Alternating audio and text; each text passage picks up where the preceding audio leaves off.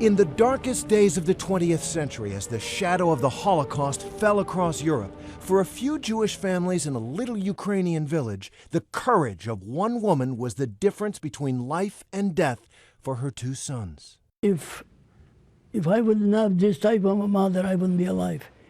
Esther Sturmer, mother of six, understood that to save her family, she would have to do something unimaginable. We had a very smart mother. She told us whatever they told you to do, you do the opposite. Saul and Sam Sturmer remember how their mother Esther took them and four other families underground. 38 Jewish men, women, and children would spend a year and 146 days deep inside two vast caves. They lived in darkness, in fear of being discovered. One man from each family would sneak out at night, risking his life to forage for food. They built showers and latrines, collected drinking water from a lake inside the cave. They made the dark abyss a home. You are in paradise. You were in the cave, but free. We were free men. We were not afraid. Finally, in April 1944, the Russian army liberated the area, and the five families, 38 Jews, came back into the light, back into life on Earth. That ordeal, living underground for 500 days and more, how did it shape your life? The life that you did survive to live? We were just happy to survive, and then life started to turn normal. And This is a completely different story, because it was a happy ending. In 2010, for the film, Saul and Sam, now 92 and 86, returned to the cave. Now I know where I am.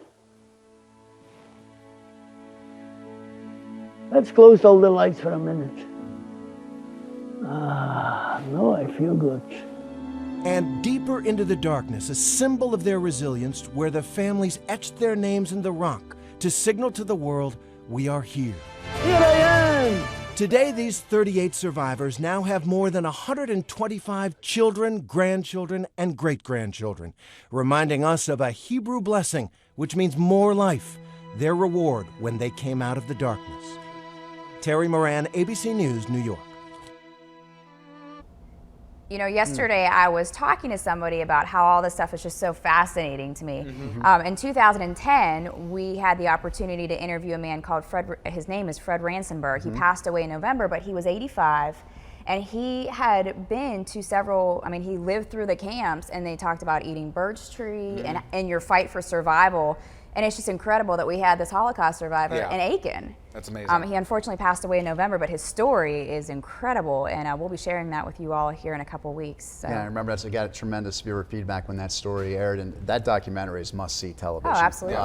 You get goosebumps watching that. Yeah, great story.